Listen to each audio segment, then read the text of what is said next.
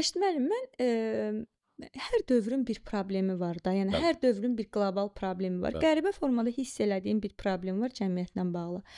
Mənim uşaqlarım ingilis bölməsində Nə oxuyur. gözəl. Amma son 1 ildir ki, bunun mənfi tərəflərini yaşayıram ki, məktəbdə Azərbaycana aid heç nə tədris olunmur. Düzdür.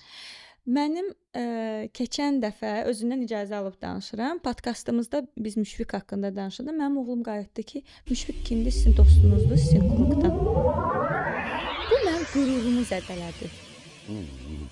Sizə elə gəlmirmi ki, biz ya dəb olsun deyəmi, tendensiya belədirmi, dövr belə tələb eləyir deyə Azərbaycanlı turistlər yetişdiririk. Hansı ki, Tamamilə doğru deyirsən. tarixindən və kökündən xəbəri olmayan. Bəli, bəli. Mənim nəvəm var.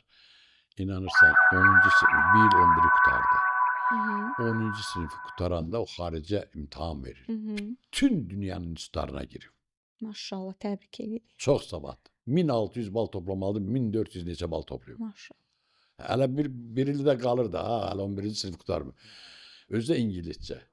Onu öyrətməm. Mən oğlum Rus sektorunu qutarıb. Özüm qəsdən onu qollar qoymuşam Rusça oxusun ki, özüm çəkdiyim əziyyətə görə dissertasiyanı Rusça yazması. Akançaniyalar düz gəlmirdi. Məcbur idim ki, pul verib onu A-yanı, o yenini düzəltsinlər. Ona görə sənin oğlun ingilis dilini bilirsə, bir institut qutarıb. Amma onunla bərabər Azərbaycanın yazıçıları, şairlərini tanımalıdır. Şeiriyyat bizdədir, xanım. Bizim şeiriyyatı yazan bizimkilərdir, xanım. Başqaları yazanmaz bizim kimi. Vallahi. Bilmirəm, şeir zad oxuyursunuzmu siz? Mən çox sevirəm.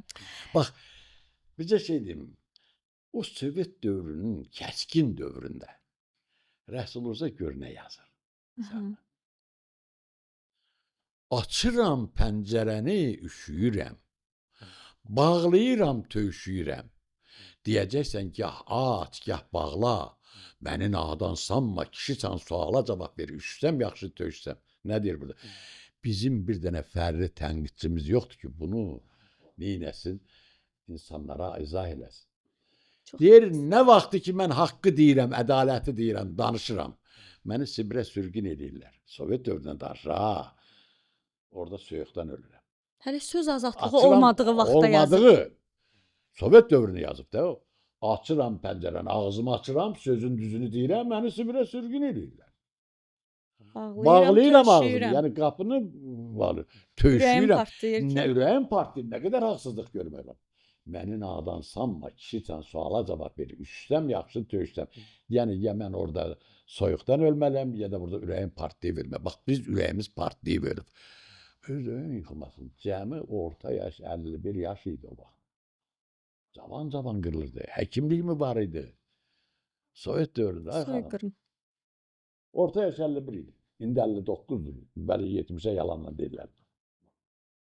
Orta yaşı deyirəm. Qarın ağrısından ölürdü. Birinə qilp oldu, hamısını nəsil qırıldı. Belə şey vardı. Mənəvi azadlığımız əlimizdən alınıbdır deyə budur, belədir. Tamam. Nə mənəvi?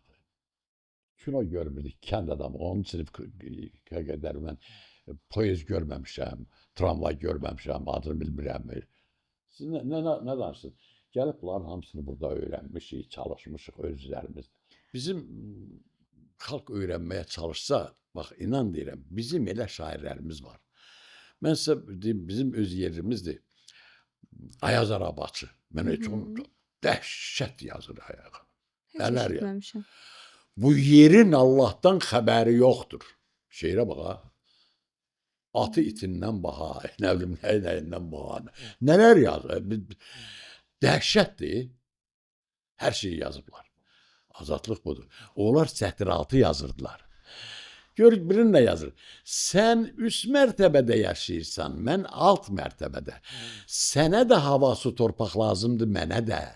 Bir ovuç buğda da neymətdir, bir dənə də. Onu Rusa yazıb ki, ayrısın, olsun ki, sən Moskvada yaşayırsan, mən Bakıda. Sən də insansan, mən də. Sənə də hava, su, torpaq lazımdır, mənə də.